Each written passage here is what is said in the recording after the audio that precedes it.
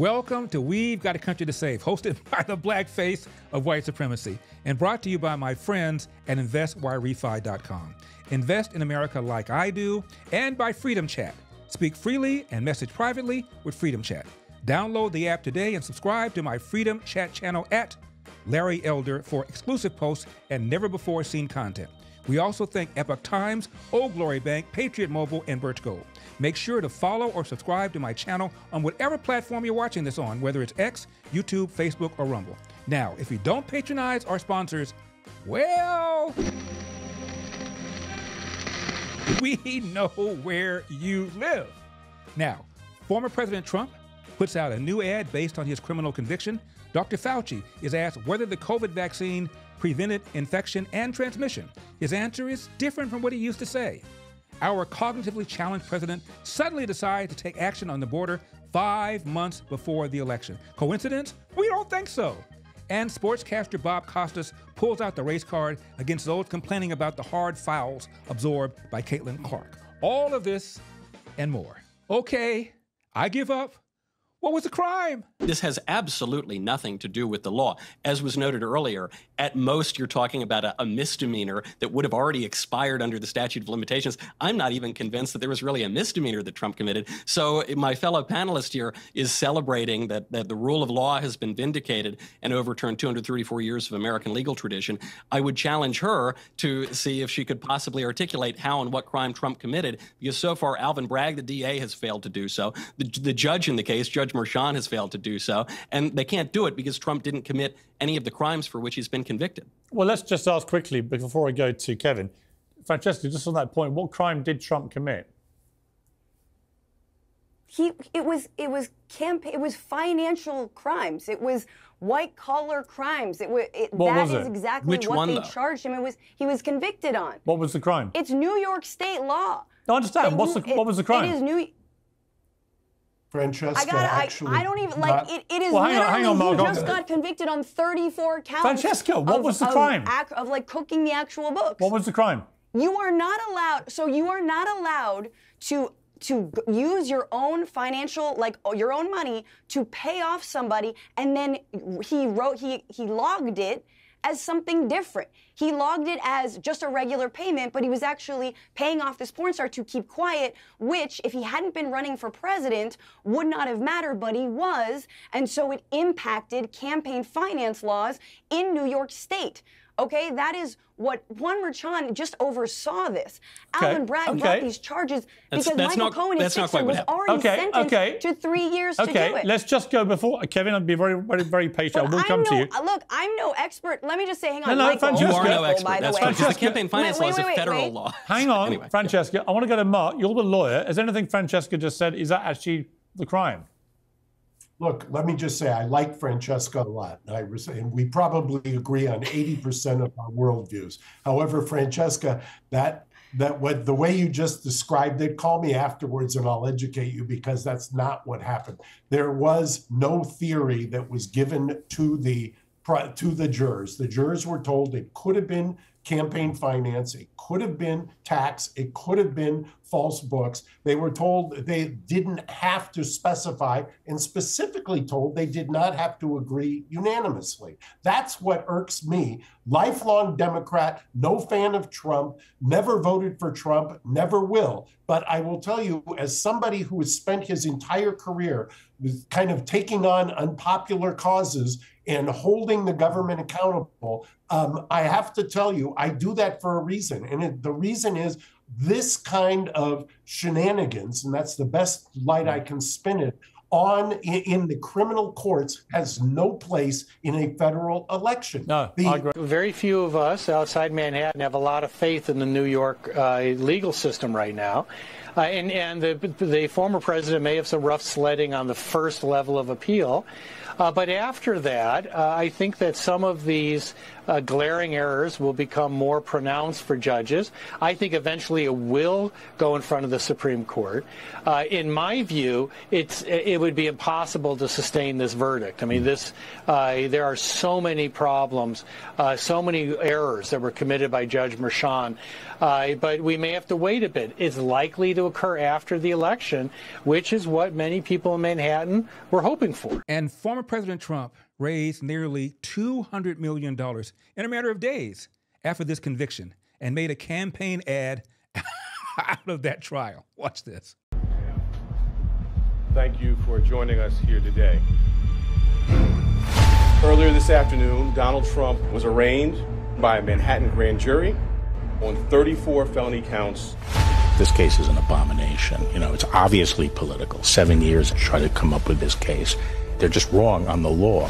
The only crime that Donald Trump is being prosecuted for is the crime of running for president. Political persecution at the highest level. They've quite frankly given up on trying to beat him at the polls. Either going to steal it or stop it by law firm. A Democrat prosecutor elected on a Get Trump platform. What's going on here is a disgusting disgrace.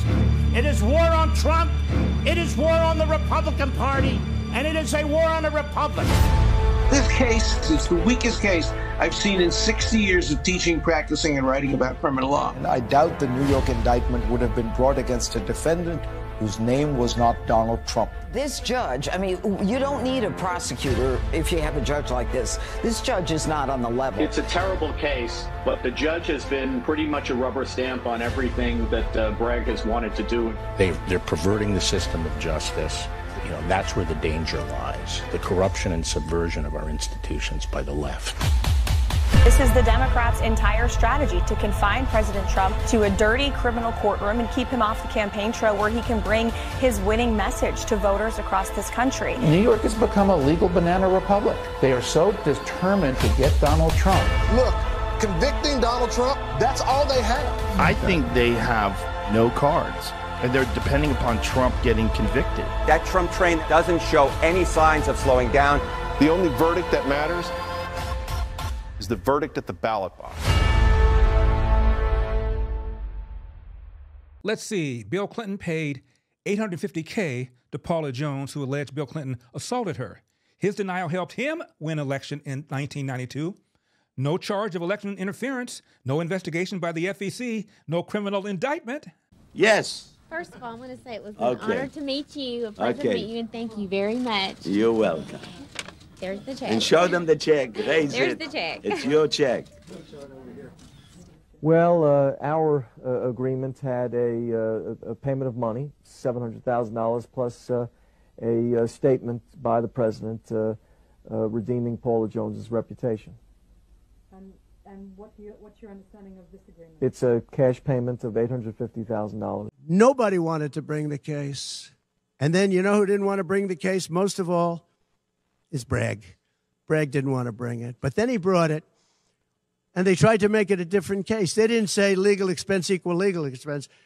Again, if I wrote down and paid a lawyer, and by the way, this was a highly qualified lawyer. Now, I'm not allowed to use his name because of the gag order. But, you know, he's a sleazebag. Everybody knows that. Took me a while to find out. But he was effective. He did work. But he wasn't a fixer. He was a lawyer. You know, they like to use the word fixer. He wasn't a fixer. He was a lawyer. At the time, he was a fully accredited lawyer. Now, he got into trouble not because of me. He got into trouble because he made outside deals, and he had something to do with taxi cabs and medallions, and he borrowed money. And that's why he went. And then he pled to three election violations. And as soon as I saw that, I said, I wonder why he did that. He pled. He took a deal. Now, he took a deal because he wanted to get off. In other words, I'll take a plea deal, and I want to get off. And he wanted to make a deal with the Southern District. And they wrote the worst report I think I've ever seen on any human being, other than the report that was written on James Comey by the Inspector General, a very great Inspector General, actually. Wrote a report that was so bad. This one was possibly worse. The Southern District, the judge didn't let us use it. He said, it's hearsay. I said, it's not hearsay. Wouldn't let us use it. This is about the man. Hi, folks. Do you trust this economy? What if you could receive a strong fixed rate of return that's not correlated to the stock market or the Fed? And what if you were in control? You could turn your income on or off, compound it, whatever you choose. What if your interest was compounded daily, you were paid monthly, and there were absolutely no fees? And what if you could have peace of mind because there was no attack on your principal if you ever needed your money back? Well, folks, there is an investment with all of these features. Investors all over the country are earning a high fixed rate of return with Yrefy, and they don't care about what happens with the stock market or the Fed. And best of all, they receive their statement every month with no surprises. Would you like some more information? Just call 877-80-INVEST. That's 877-80-INVEST. Or log on to investyrefy.com. That's investyrefy.com. Yrefy, do well by doing good. This is CNN's senior legal analyst. Yeah, so the jury instructions are so important. They're sort of dry, but they're crucial. They're the last thing the jury will hear before they disappear into that jury room to deliberate. And we, as a criminal justice system, we do the best we can. We try to have the judge explain it in non-legal, understandable terms. Some part of the jury instruction is easy to understand. For example, it's up to you, the jury, to assess the credibility of the witnesses. Anyone can understand that. Other parts get really deep into the weeds, usually when we get into the elements of the crime. And what happened today when the parties were arguing about what the jury instruction should be and should not be absolutely blew my mind. I need to call this out. We collectively, prosecutors, are pushing the boundaries of due process here. The general back and forth in the courtroom today was the defense lawyers saying, Your Honor, please tell the jury specifically what the other crime is, right? Prosecutors have to prove falsified records for another crime. Defense lawyers were begging him. They have to know what the other crime is. And prosecutors were saying, no, let's keep it very vague and general. It's a bizarro world. I know that there is some aggressive reading of the New York statute that says, well, the jury doesn't really have to know what the other crime is. But to me, that suggests that the DA's office is hell-bent on getting the conviction now and worry about the fall. And another CNN anchor tries to rein in a CNN paid contributor who called former President Trump fat. He hurts himself when he goes on these hysterical rants. Yes, he helps himself with his base, but his base is not the majority of the country. And there will be some MAGA people who feel some pity. Look, in a way I do. I mean, he's an obese, flatulent old man with bad makeup and weird hair who had to sit in a courtroom and listen to a porn star testify about how bad he is in bed. Now, if you can't feel sorry for that guy, now, I don't want to make my president. The problem is he is exclusively focused on himself. And this is where I think the Biden campaign needs to take it. And Paul, you're like fat shaming the former president. I mean, you No, I'm feeling sorry for him. He does not look good. He does not look healthy, and I'm worried about him. And he's been sitting in a courtroom. I know. For and weeks listening and to a weeks porn star to testify under oath about how not so great a lover he is. That's sad. I'd like to just I feel sorry for the guy. Go on, Hudson. But My heart goes out to Hogan, him. pardon me. Can we just have a decent conversation? I guess the answer to that is maybe not today. Maybe not today. Maybe in the future. Hogan, I was talking to you, buddy. You go. Who goes? Hogan. Okay. If we're going to have a conversation about the health of these two men, bring it. I would love to have a conversation about the physical and mental decline. Well, that is about the last That's thing. what we're, Hogan. And, of course, AG Merrick Garland denies that the White House is coordinating with Alvin Bragg to go after Trump. General, you've told us that it's a dangerous conspiracy theory to allege that the Department of Justice is communicating with these state and local prosecutions against Trump. You can clear it all up for us right now. Will the Department of Justice provide to the committee all documents, all correspondence between the department and Alvin Bragg's office and Fonnie Willis's office and Letitia James's office?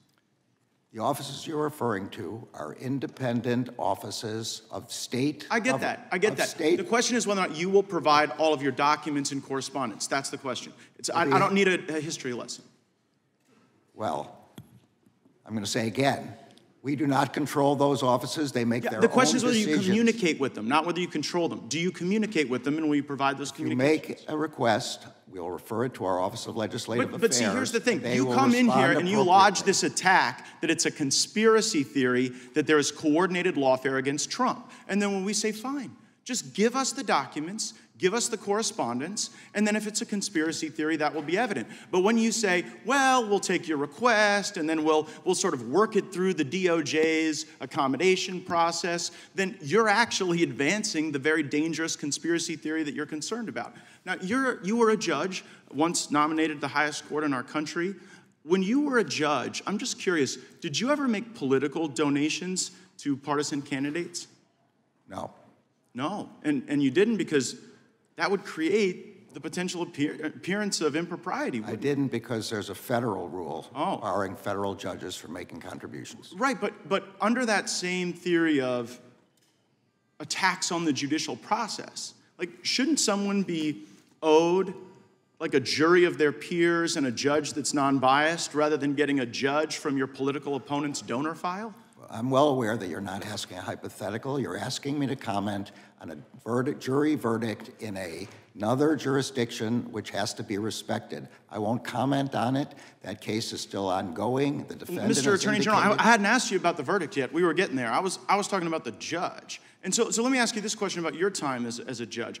Was there ever a time when you were a judge when you had a family member who was personally profiting off of the notoriety of a case that was before your court? Look, I'm going to say again, it's very clear you're asking me to comment on a case in another jurisdiction. No, wait, hold on, Mr. Attorney General. Did you ever have a family member profit off of the notoriety of any case that you sat over? Say again, you're asking yes or no? You're asking me to comment on a case currently. Well, it seems you're connecting the dots, Mr. Attorney General. I'm just asking you as to a general principle, but you are aware that Judge Merchan's daughter was profiting off of this prosecution. You are aware that that creates the appearance of impropriety. You know the very reason there's a federal rule against judges giving donations is because it is the very attack on the judicial process that we're concerned about. As you know, actor Robert De Niro, not a big fan of Trump. Bill Maher, however, asked De Niro a very simple question. So why is Trump winning? I mean, the New York Times poll this week came out, and maybe this will change it with the State of the Union address, but Trump was beating him rather soundly. It was quite a warning light, 48 to 43, also winning way more among women than he had before, winning outright Latinos. What do you attribute that to? I don't know. So, how are you doing tonight? How are you feeling about Right. it? I mean, do you think he could still win? Huh? Do you feel like he could still win? I'm always, for me, it's not over till it's over. Right. Did you see that video that he made about you? No. Did you hear about it? Maybe I don't. They have a protest of Robert De Niro yesterday. He was a fool. He's a broken down fool standing out there, and he got maggot. He got maggot yesterday. He got a big dose of it. So, are you going to do more campaigning? I'm planning on it. We'll see at this point. He got maggot. So, how do you explain Trump's popularity, Bobby? Well, I was very, I didn't expect that kind of.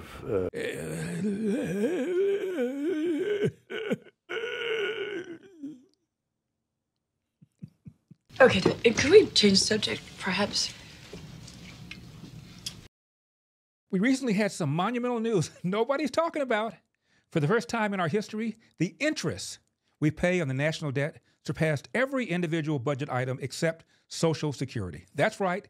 The U.S. now spends more on interest than on national defense or even Medicare, and it's only getting worse as big government continues to spend like drunken sailors. That's why savvy investors, central banks, and concerned savers are turning to gold, something not tied to the inflated U.S. dollar. And you can too with the help of Birch Gold. For over 20 years, Birch Gold Group has helped thousands of Americans protect their savings by converting an IRA or 401k into an IRA in physical gold. To learn more, visit LarryForGold.com and claim your free, no-obligation info kit on gold. Birch Gold has earned my trust with their education-first approach, their thousands of happy customers, and their thousands of 5-star reviews. Protect your savings. Visit LarryForGold.com today. That's LarryForGold.com today. Let's turn to Dr. Fauci, who testified recently before the House. Remember this? Including the Delta virus, which is much more transmissible and more deadly in terms of unvaccinated people. The various shots that people are getting now cover that. You're okay. You're not going to get COVID if you have these vaccinations. Yeah. I want to stay on this subject. Notice the hard follow-up question Lemon asked. Neither did I. Dr. Fauci, did the vaccine work? Did it stop infection? Did it stop transmission? The vaccine saved millions of lives, and I want to thank you for your support and engagement on that. However, despite statements to the contrary, it did not stop transmission of the virus. Did the COVID vaccine stop transmission of the virus? That is a complicated issue because in the beginning, the first iteration of the vaccines did have an effect, not 100%, not a high effect. They did prevent infection and subsequently, obviously, transmission. However, it's important to point out something that we did not know early on that became evident as the months went by, is that the durability of protection against infection and hence transmission was relatively limited, whereas the duration of protection against severe disease, hospitalization, and deaths was more prolonged. We did not know that in the beginning. In the beginning, it was felt that, in fact, it did prevent infection and thus transmission, but that was proven as time went by to not be a durable effect. Fauci now. The durability of protection against infection and hence transmission was relatively limited. Versus Fauci then. You know, it is almost inexplicable why people, when they see the data in front of them, that they don't get vaccinated. This is a public health issue. When you hear people at rallies talking, don't get vaccinated, don't get vaccinated, John, it doesn't make any sense because we're talking about a public health issue that is life-saving for you, your family, as well as your community. Telling people, you know, you've got to get vaccinated, you've got to get vaccinated. I mean, I think it's important to point that out. People do need to know, not in a pejorative way, not in a finger-pointing way, but just look at the data. So we have vaccines that are highly, highly effective.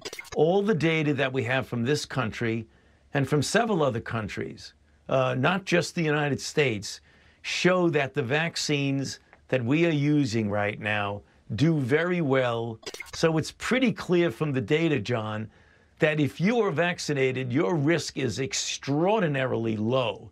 If you are unvaccinated, you have a high risk. Well, what's happened, there's been an accumulation of data, John, showing in the real world effectiveness of the vaccines. It is even better than in the clinical trials, well over 90% protecting you against disease. Well, yeah, I mean, it's not going to be absolute zero, but the likelihood, John, of their spreading is really very, very low. And that's one of the reasons why they're even talking about, if you are vaccinated, that you're going to cut down on the testing of individuals, because even if they test positive, the likelihood of their transmitting to someone else is really very, very low. Based on these new findings, it would suggest they also have an opportunity, if vaccinated, to knock off or block their ability to transmit it to other people. So does it increase the public health good of getting the vaccination or make that clearer based on these new findings? Man, you know, John, you said it very well. I couldn't have said it better. It's absolutely the case. And that's the reason why we say, when you get vaccinated, you not only protect your own health, that of the family, but also you contribute to the community health by preventing the spread of the virus throughout the community. In other words, you become a dead end to the virus. And when there are a lot of dead ends around, the virus is not going to go anywhere. And that's when you get a point that you have a markedly diminished rate of infection in the community. And that's exactly the reason, and you said it very well, of why we encourage people and want people to get vaccinated. The more people you get vaccinated, the safer the entire community is. Did the COVID vaccine stop transmission of the virus? That is a complicated issue. Did Dr. Fauci accuse those skeptical about the draconian response to the pandemic of engaging in ideological bull. It's been insinuated that politicians, only bloggers, only conspiracy theorists are disagreeing with you. I want to point out that I'm probably the only member of Congress that actually treated patients during the pandemic from the very beginning to the very end of the pandemic, during night shifts in the ER. Thousands of patients during that time. And in 2020, I was censored. My medical license was threatened because I disagreed with bureaucrats. Literally taken off the internet as a person who is treating patients with leading-edge technologies, developing theories, but doing my very best, but being censored by the United States government for the first time, stepping in and taking the place of medical professionals as the experts in healthcare. Any dissent surrounding COVID-19 treatments, mask mandates, and any public policy surrounding the pandemic was immediately labeled as anti-science. I watched as public health officials and politicians told my patients what treatment options were best for them, regardless of their comorbidities or their medical history. Despite my education and my training and my experience, my opinions were relegated to conspiracy and misinformation by so-called healthcare experts who had never treated a patient throughout the entire pandemic. You said in an interview that you gave as part of an audiobook written by Michael Spector that you believed an institutional should make it hard for people to live their lives so they'd feel pressured to get vaccinated. Could we run the audio clip on that, please? You think can be done about it? I have to say that I don't see a big solution other than some sort of mandatory vaccination. I know federal officials don't like to use that term. Once people feel empowered and protected legally, you are going to have schools, universities, and colleges are going to say, you want to come to this college, buddy? You're going to get vaccinated. Lady, you're going to get vaccinated. Yeah. Big corporations like Amazon and Facebook and all of those others are going to say, you want to work for us, you get vaccinated. And it's been proven that when you make it difficult for people in their lives, they lose their ideological and they get vaccinated. Thank you. Are all objections to COVID vaccinations ideological, Dr. Fauci? No, they're not, and that's not what I was referring to. Well, and Dr. Fauci blames the unjustified 6-foot social distancing rule on the CDC. Dr. Fauci, one of the controversial regulations of the pandemic was the 6-foot distancing rule. This rule became an important policy consideration in subsequent regulations. However, you testified recently, and I'm quoting, this 6-foot rule sort of just appeared. Do you think that a rule that sort of just appeared is substantial justification for the regulations that we saw based on that 6-foot rule? Congressman, thank you for that question. I answered that, but I'll summarize it briefly for you. When saying it just appeared, it came from the CDC. Okay, you stated that earlier. What was your relationship with the CDC when you saw a regulation which was not based in the current science? Well, when I say was not based in science, I meant a prospective clinical trial to determine whether 6 foot was better than 3, was better than 10. But once we realized that the virus was not spread by droplets and was aerosolized, did you feel an indication to go back to the CDC and said, let's base this on science. Let's get rid of this 6-foot rule. This 6-foot rule crippled businesses. It allowed students to stay at home and not learn. Americans suffered. And that suffering continues because the fracture of trust in American scientists continues to this day. Did you not feel an obligation for something that just sort of appeared, not to go back to the CDC and say, let's base this on what we know? It was a CDC decision, and it was clear. Were you dialoguing with the CDC? Excuse me? Were you in communication with the CDC? CDC was part of the coronavirus response team. Yep. And you didn't feel an obligation to go to them and say, look, Americans aren't going to trust us. Yep. We're providing them with misinformation. We have discussions at the White House about that. We did. But the CDC's decision and was their decision to make, and they made it. And you didn't feel an obligation as the lead scientist at the NIH to challenge that? I've challenged the CDC multiple times. Publicly on this regard? Issues. Excuse me? Publicly, you challenged them on the 6-foot distancing rule? It is not appropriate to be publicly challenging a sister organization. Do you agree that Americans now have lost their trust in science, in lead science from government because of misinformation like this? Well, when you talk about misinformation, I think that you have to be careful. It's not disinformation. It was information that ultimately proved, when you put the aerosolization in, that it was not an effective rule to have 6 feet of distancing. He's making it up as he goes along. At least he didn't blame it on Trump. Plexiglass windows, school closures, mandatory masks, mandatory shots, separation of families, the 6-foot social distancing. Representative Marjorie Taylor Greene, not amused. In that room? No, absolutely not. I mean, everything I said is correct. It's how the American people feel. It's what we know to be a fact. It's all the evidence has been proven true. We have Jamie Raskin in there accusing us of worshiping Trump, worshiping a convicted felon. He is a convicted felon. Well, yeah, so is George Floyd. And everybody, and you all too, the media worship George Floyd. Democrats worship George Floyd. There were riots burning down the country over George Floyd, and Raskin is in there saying we worship him. Excuse me, let me correct you, and this is really important. I don't worship, I worship God. God. And Jesus is my savior. I don't worship President Trump. And I'm really sick and tired of the bullshit annex I have to deal with constantly from the Democrats. So that's what we just went through in there. And then they're sitting there, they can attack my character all day long. What's his face in there? Whoever was talking last was calling me insane. But yet we can't say, oh, they're attacking my character.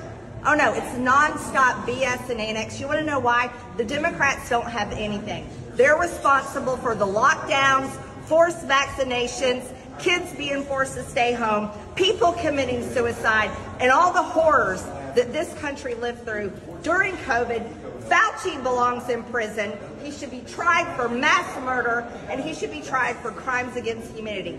That's how I feel after that hearing. You know, I have a friend whose little boy developed a lisp that he didn't have before because he couldn't see his teachers moving their lips. And now Dr. Fauci is admitting he had no data for the 6-foot distancing mandate and for masking kids? Are you kidding me? Dr. Fauci, and I use the word doctor very loosely, he was asked about the 6-foot social distancing, and he had this to say. You can't make this up. Fauci said, I don't recall. It sort of just appeared. And then he was asked, did you see any studies that supported 6 feet? He said he was not aware of any studies. Seeing it there in print, in Fauci's own words, that he had no data to support the 6-foot social distancing makes my skin crawl. Like many of you, in 2020 and 2021, I lost several friends, not to the pandemic, but to mental health issues because they were told, stay at home, you can't go to your therapist, you can't go to school. Being alone as a human being is not good for you. We need that connection. And Fauci had no studies to back up his social distancing hypothesis. Fauci was also asked if he recalled any studies that supported masking for children, and he said, I might have, but I don't recall specifically that I did. Pressing further, Fauci was asked, have you followed any of these studies? And he said no. Now, I know there are teachers and parents who follow me. Some of you have very young kids, and it's no surprise that the masking or having to sit behind plexiglass set these kids back on an educational basis. When kids can't read lips, when they're told they can't play too closely with their friends, when they feel disconnected, of course the math and reading levels are going to plummet. What's really unconscionable is that Dr. Fauci had been at the NIH since 1968, okay? He was supposed to be the expert with decades of experience, and he let everybody down. He was going on TV shows saying one thing on a Monday, something totally different on a Tuesday. I also have to point out that Fauci had a higher salary than the president. He was the highest paid person in the US government, and our tax dollars paid for that. So... Yeah, well, they're mistaken. They're crazy.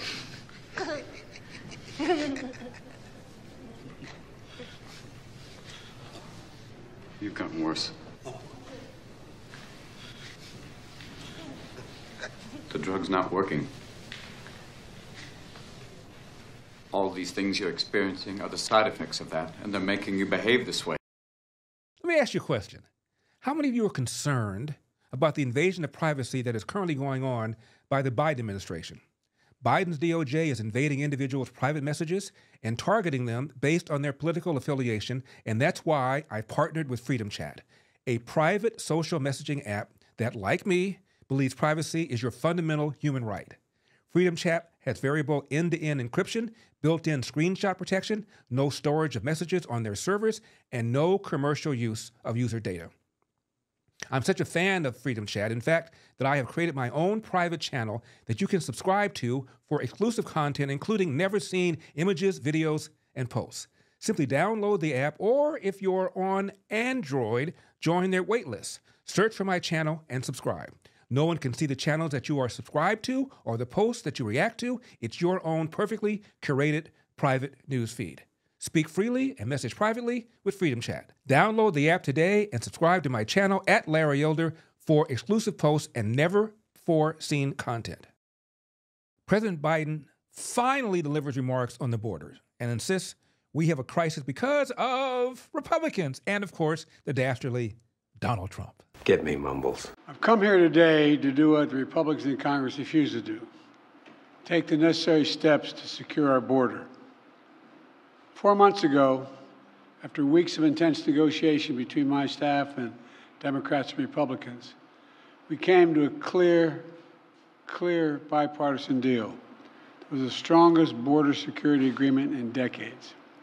But then, Republicans in Congress, not all, but walked away from it. Why? Because Donald Trump told them to.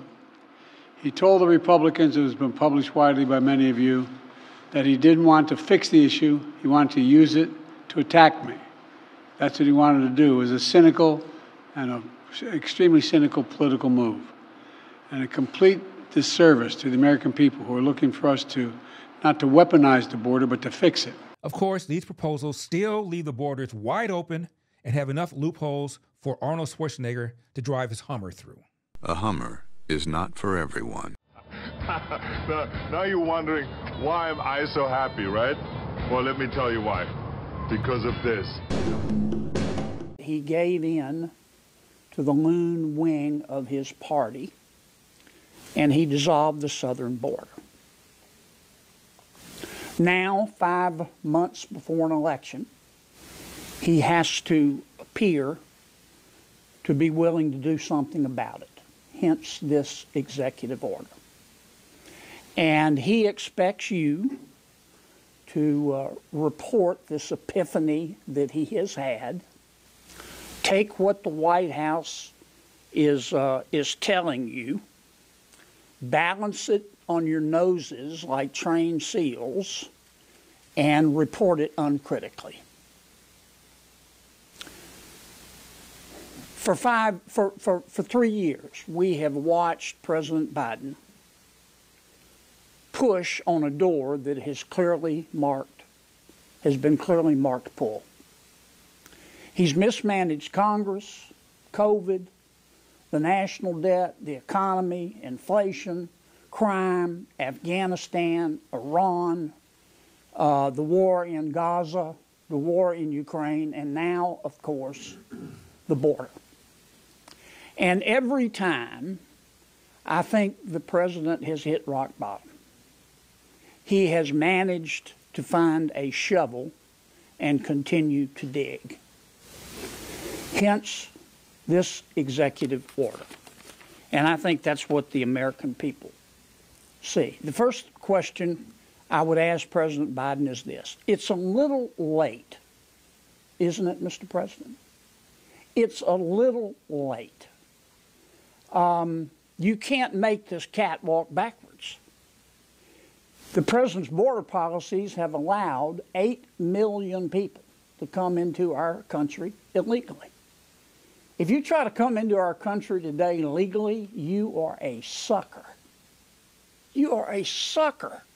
All you have to do is present yourself at the southern border. Now, for 3 years, President Biden told us all, there is no crisis at the southern border, for reasons clearly stated on the teleprompter. And his plan to deal with the crisis at the border was to pretend that there wasn't a crisis at the border. Some of you reported that. Some of you didn't. Well, when the American people figured it out, because they may be poorer under President Biden, but they're not stupid, The Biden administration shifted its strategy. It then said, well, we know there's a crisis at the border, but we don't have any authority to fix it. That didn't work either, because the American people aren't cell deep stupid. So now he has decided to tell you that he has been born again. He has had an epiphany. He is now a border hawk. And that's what he wants you to report. Look, you can cut the hypocrisy with a knife. You know, I have seen the good side of politics, but I've also seen the dark side. I spent 25 years in the major leagues of Louisiana politics before I was sent down to the minors here in Washington. I have seen the good side, but I've seen the dark side. And this is one of the most cynical things that I have ever seen a politician attempt to do 5 months before an election. It is insulting. It is cheap. It is contemptuous. The American people see that. And I hope you do too. Here's what the Heritage Foundation wrote. A new study finds roughly 10 to 27% of non-citizens living here are illicitly registered to vote, which could result in up to 2.7 million illegal votes being cast in the November elections. This is enough to alter election results. Well, duh. It doesn't take Columbo to figure this out. Chuck Schumer admits the ultimate goal of Democrats is to grant citizenship to every illegal alien in the country. I believe in it in a personal basis because I know dreamers who have been such great people here in America and who have just struggled. Every time they get a phone call, every time they walk down the street, they're worried, will someone grab them and take them away? So that's personal about them and what they have done. But I also believe in it as an overall, as an American who wants to see our country be stronger, because immigrants make us stronger now more than ever. Now more than ever. We're short of workers. We have a population that is not reproducing it on its own with the same level that it used to. The only way we're going to have a great future in America is if we welcome and embrace immigrants, the dreamers, and all of them, because our ultimate goal is to help the dreamers, but get a path to citizenship for all 11 million or however many undocumented there are here. And we will be pursuing that. Now notice he didn't say 11 million. He said however many there are. At least he stopped lying about the number. This is from a Yale study in 2018 before the nearly 10 million illegal aliens have come in under Biden. Conventional estimates provided by both the Pew Foundation and also the Center for Migration Studies suggest that number is a little over 11 million. And those figures are arrived at via surveys where people are actually questioned as to whether or not they were born outside of the United States and whether they are citizens. What we have done is something quite different. We have not administered surveys. Rather, we have collected both operational data, such as deportations and visa overstays, and demographic data, such as death rates and emigration rates, and combine these using a demographic model that follows a very simple logic, which is that the population at some point in time is equal to whatever that initial population was, plus everyone who came in, minus everyone who goes out. It's that simple. That's essentially what the model does. We discover that the survey-based result that there are 11.3 million undocumented immigrants seems to fall far short. We have a conservative estimate that says the number is at least 16.7 million, and over 1 million different scenarios, accounting for all of the variability in the various parameters that we need for this model. On average, we're estimating something like 22 million undocumented immigrants in the United States. And those researchers said the number could possibly be as high as 30 million. Americans have had enough of supporting companies that hate our values. Tired of compromise? So am I. It's time to switch to Patriot Mobile, America's only Christian conservative wireless provider. They are an example of putting the cause ahead of profits, and that's why I'm proud to partner with them. Patriot Mobile offers dependable nationwide coverage, giving you access to all 3 major networks, which means you get the same coverage you've been accustomed to without funding the left. When you switch over to Patriot Mobile, you're sending a message that you support the First Amendment, the Second Amendment, the sanctity of life, and our military vets and our first responder heroes. Their 100% U.S.-based customer service team makes it easy to switch, keep your number, keep your phone, or upgrade. Their team will help you find the best plan for your needs. Just go to patriotmobile.com/Larry or call 972-PATRIOT. That's patriotmobile.com/Larry or call 972-PATRIOT. Get free activation when you use the offer code Larry. Join me and make that switch today. patriotmobile.com/Larry, patriotmobile.com/Larry or call 972-PATRIOT. Here again is how Dems, including Schumer, used to sound about illegal aliens. Yes, they even use the term illegal alien. Those who enter the country illegally and those who employ them disrespect the rule of law, and they are showing disregard for those who are following the law. All Americans, not only in the states most heavily affected, but in every place in this country, are rightly disturbed by the large numbers of illegal aliens entering our country. The jobs they hold might otherwise be held by citizens or legal immigrants. The public service they use impose burdens on our taxpayers. I think we can enforce our borders. I think we should enforce our borders. If making it easy to be an illegal alien isn't enough, how about offering a reward for being an illegal immigrant? No sane country would do that, right? Got a couple of different issues. We're talking about, do we have a commitment to secure the border? Yes. What are the options that we have available to us? Let's make sure they work. Because we do, while we need to address the issue of immigration and the challenge we have of undocumented people in our country, we certainly don't want any more coming in. In approaching immigration reform, I believe we must enact tough, practical reforms that ensure and promote the legal and orderly entry of immigrants into our country. People who enter the United States without our permission are illegal aliens, and illegal aliens should not be treated the same as people who entered the U.S. legally. To have a situation where 40% of the babies born on Medicaid in California today are born of illegal immigrants creates a very real problem for the state, which is in deficit. Look, of course you can enforce the borders. Let me finish. I agree. To have 17% of our prison population at a cost of $300 million a year be illegal immigrants who come here and commit felonies. That's not what this nation is all about. Do we have a commitment to secure the border? Yes. What are the options that we have available to us? Let's make sure they work. We all agree on the need to better secure the border and to punish employers who choose to hire illegal immigrants. That's why our administration has moved aggressively to secure our borders more, by hiring a record number of new border guards, by deporting twice as many criminal aliens as ever before.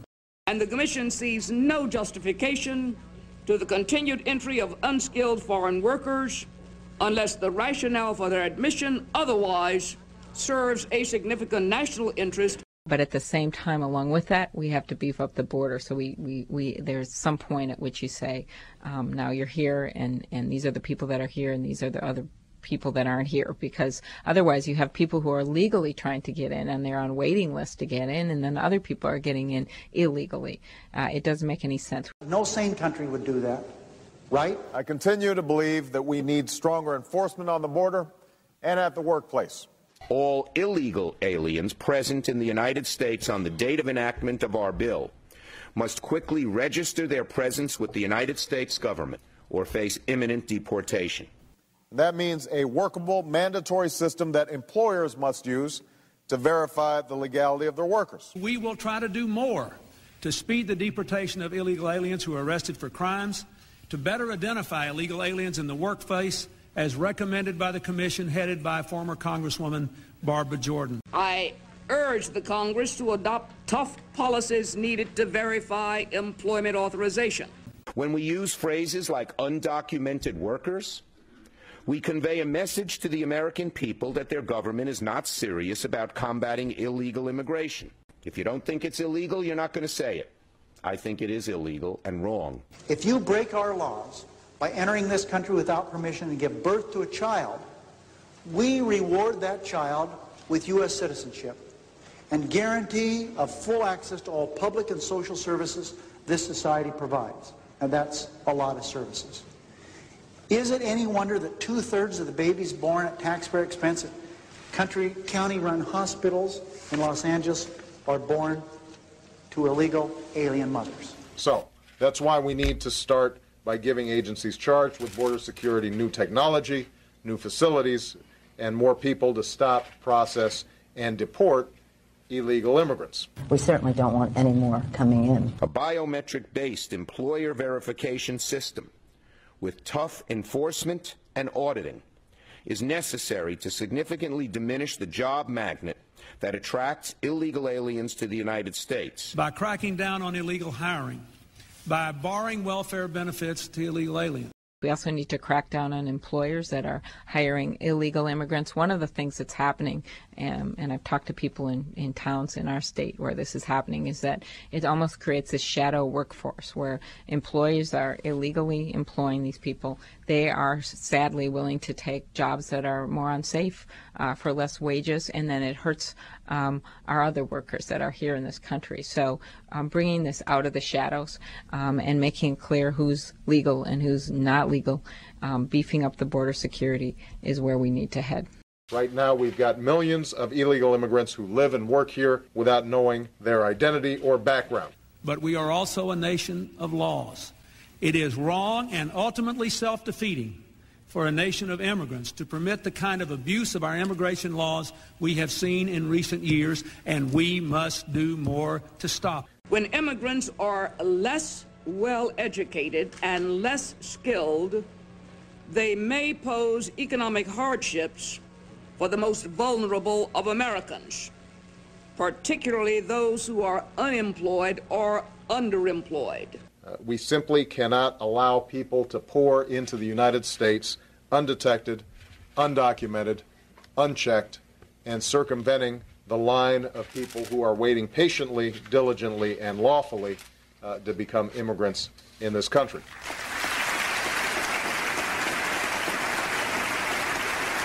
Let me repeat, we need strong border security at the borders. We are also a nation of laws. I think we can enforce our borders. I think we should enforce our borders. After the election of Barack Obama, this SEIU union official publicly explained the game.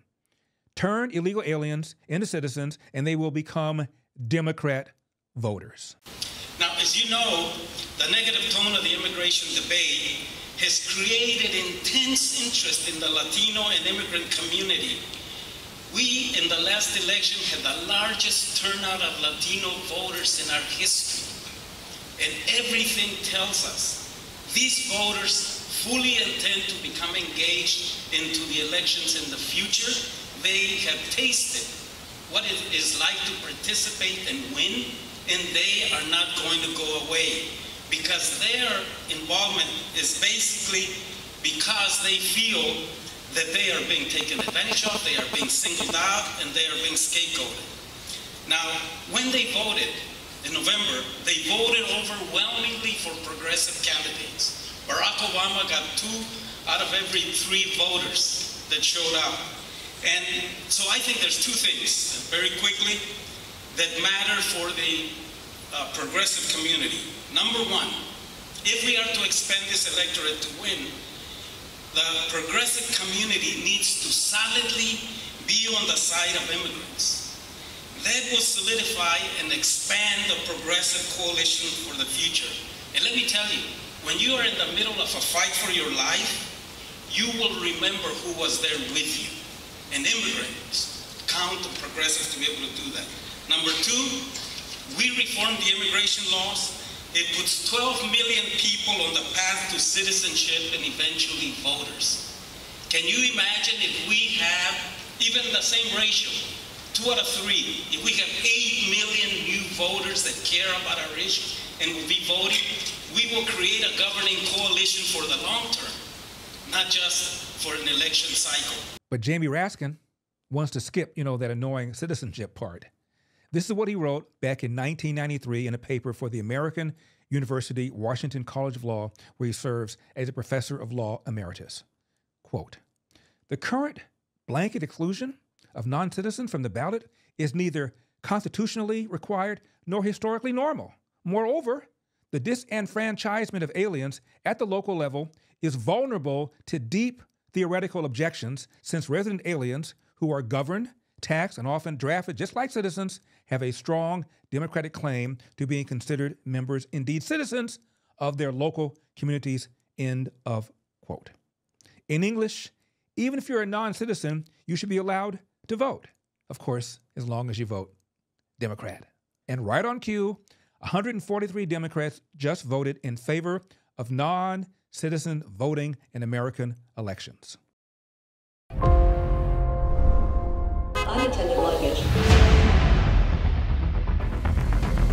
Behind me is the San Diego border wall, what was once regarded as the best example of secure bordering in the United States. Now, this border wall section, it's now facing the same type of border crisis right here as the rest of the country. We have open gaps here in San Diego, but they're just coming in. According to statistics from Customs and Border Protection, around 7.2 million illegal immigrants entered the United States under President Joe Biden alone.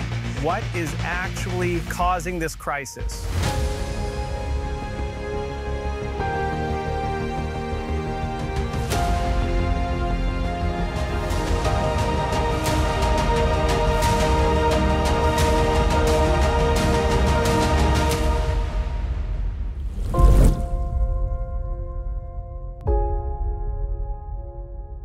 Even Charlemagne the God says there's a crisis on the border. And I said, the reason I feel like it's going to be an issue, because the first time in my life, people that I know are having conversations with me about what's going on at the border. Whether it's, somebody I know who works at a parking garage in New York coming to me in tears, talking about, the crime that is in his neighborhood because the gangs that are coming over, or, talking to activists in Chicago who are just upset because they feel like, these people are coming over and getting more access to resources than people who've been living on the South Side, homeless, are getting. That's just me listening to people. So when I get asked that question and I say yes, all of a sudden I'm on MSNBC with the headline, "Charlemagne the God is spreading MAGA messaging." I'm like, these people aren't MAGA. This is just a regular, everyday working class person who's coming to me because they know I got a microphone and they're complaining. It's a national issue now. It was a national issue back in January, but for whatever reason, it was still labeled a political talking point. So if you weren't on one side of that issue, if you are on one side of that issue, you get labeled one thing. If you're on another side of that issue,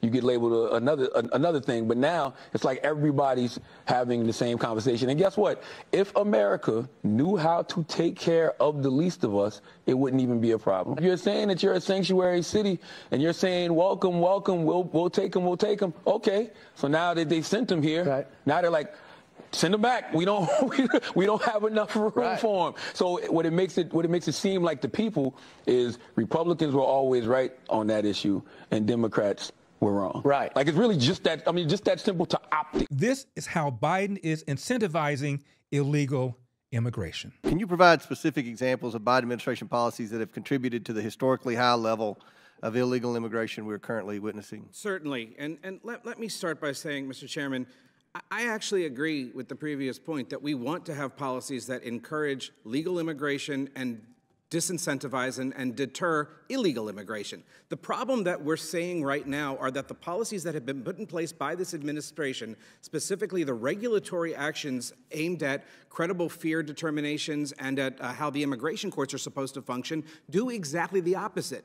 The circumventing lawful pathways regulation, which creates a presumption that someone is or is not eligible for asylum if they've come over unlawfully, there are so many loopholes in that one that if you bring a child, you're going to be able to go claim asylum, whereas you wouldn't if you didn't have a child. So it's going to encourage more illegal immigration, more families coming across. Certainly the memorandum from Secretary Mayorkas that limits the amount of, or that limits the categories rather of people who can be removed. again, those are so narrowly defined that it's going to create an incentive, not a disincentive for people to come over. So does the high flow of illegal immigration divert resources used to adjudicate other immigration benefits? And if so, is there an impact on individuals seeking other immigration benefits? Absolutely. You know, looking at USCIS, the backlog of affirmative asylum cases for people that are in this country that are trying to get asylum, the backlog of affirmative cases for people seeking all sorts of immigration benefits. And Mr. Chairman, right now, I actually represent a couple private immigration clients, and I can tell you the lines are very, very long because so much of the resources have been put to address or to funnel in people from the southwest border instead of focusing on large other swaths of legal immigrants that are trying to come do this the way that we've always said under the law. The bottom line is the law is not being followed. If the law was being followed, we wouldn't be here. So what policies would the administration need to implement to start to get the situation under control? The first policy is simply follow the law. Start with expedited removal. Make sure that people who are going through are getting their credible fear, but that they are detained during that process as Congress has prescribed. Move forward with that. Get them into immigration court as quickly as possible. The previous administration, we did that. We had people in immigration court quickly.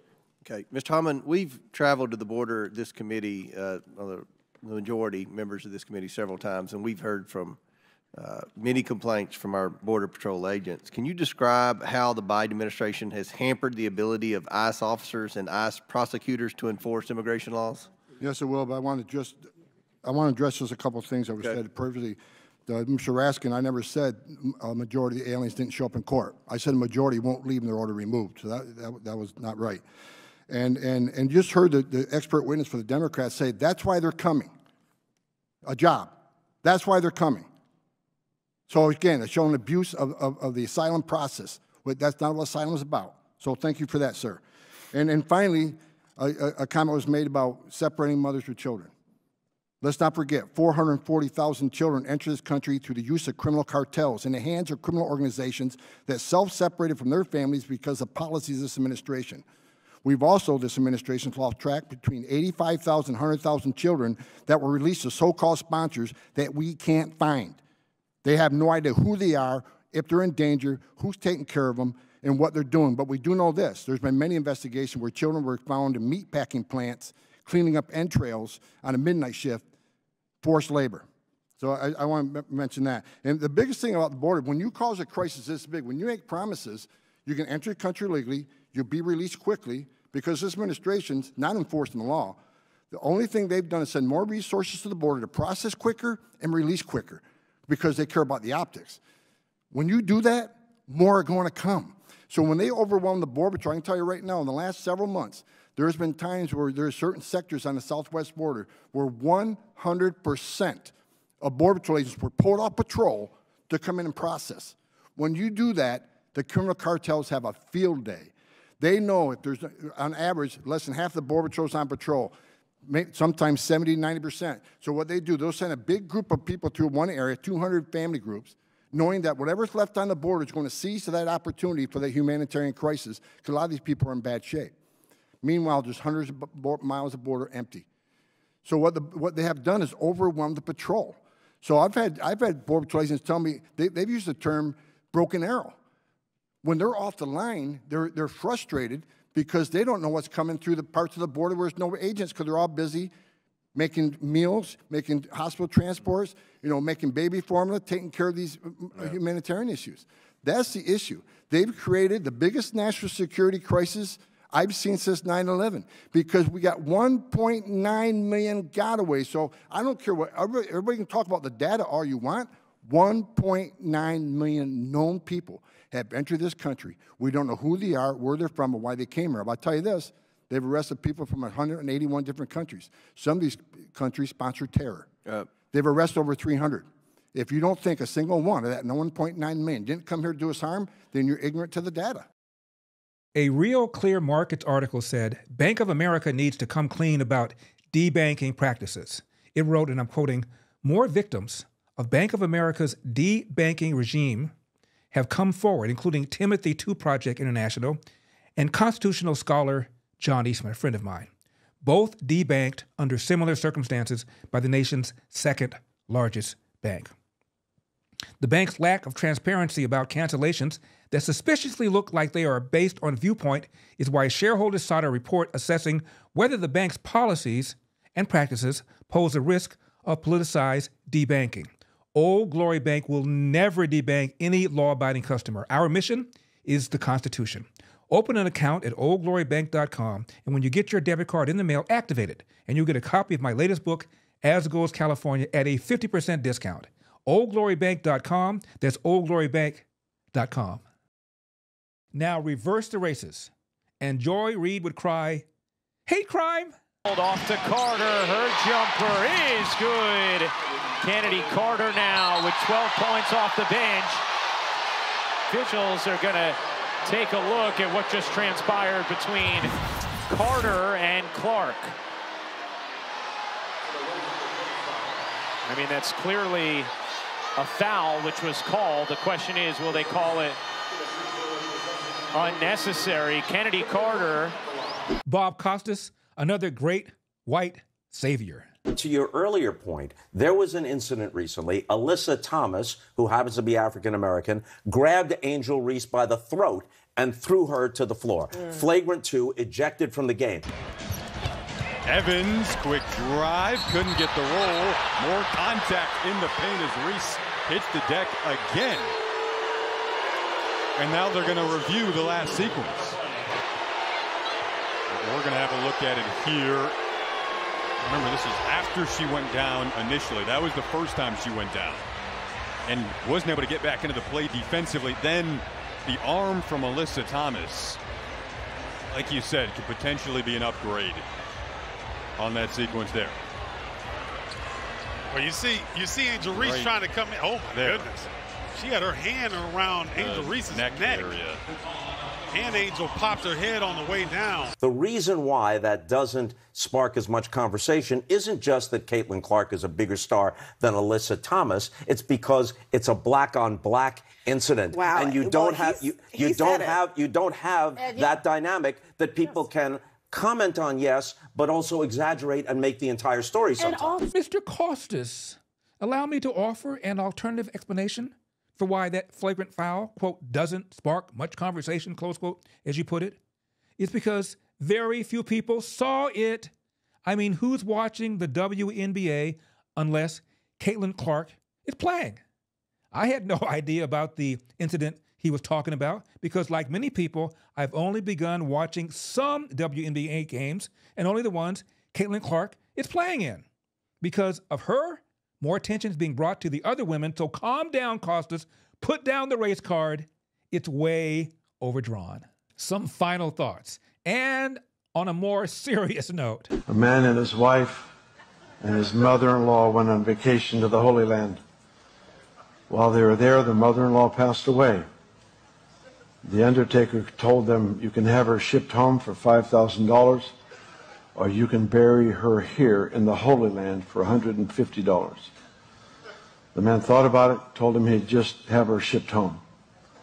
The undertaker asked, why would you spend $5,000 to ship your mother-in-law home when it would be wonderful to have her buried here and spend only $150? The man replied, a man died here 2,000 years ago. He was buried here. 3 days later, he rose from the dead. I just can't take that chance. I'm strong to the finish because I eats me spinach.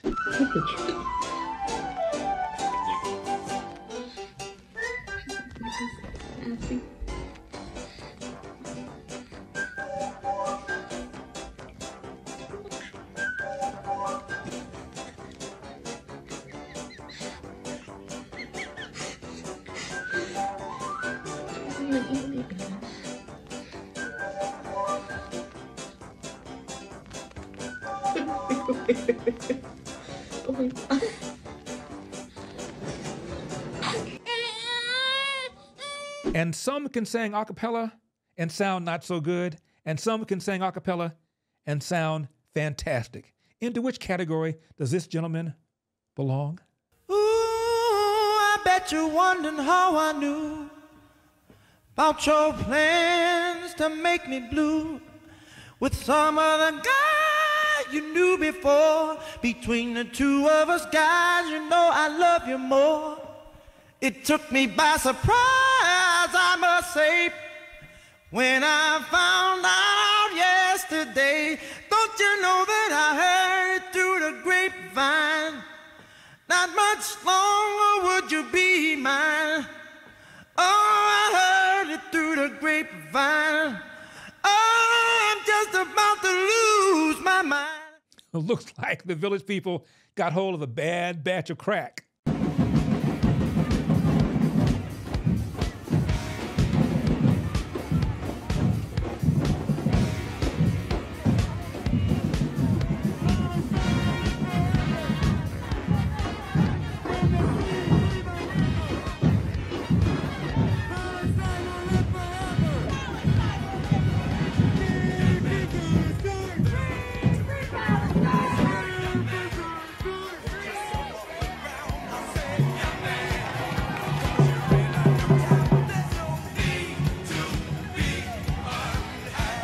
We end with President Biden.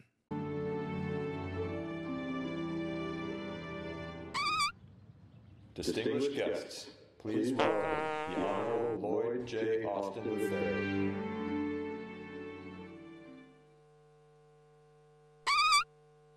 Distinguished guests, please welcome the Honorable Lloyd J. Austin. Don't hate. Hope you enjoyed We've Got a Country to Save, brought to you by my friends at Invest Yrefy. Invest in America like I do. And by Freedom Chat. Speak freely and message privately with Freedom Chat. Download the app today and subscribe to my Freedom Chat channel at Larry Elder for exclusive posts and never-before-seen content. We also thank Epoch Times, Old Glory Bank, Patriot Mobile, and Birch Gold. And make sure to follow or subscribe to my channel on whatever platform you're watching this on right now, whether it's X, YouTube, Facebook, or Rumble. And remember, we've got a country to save.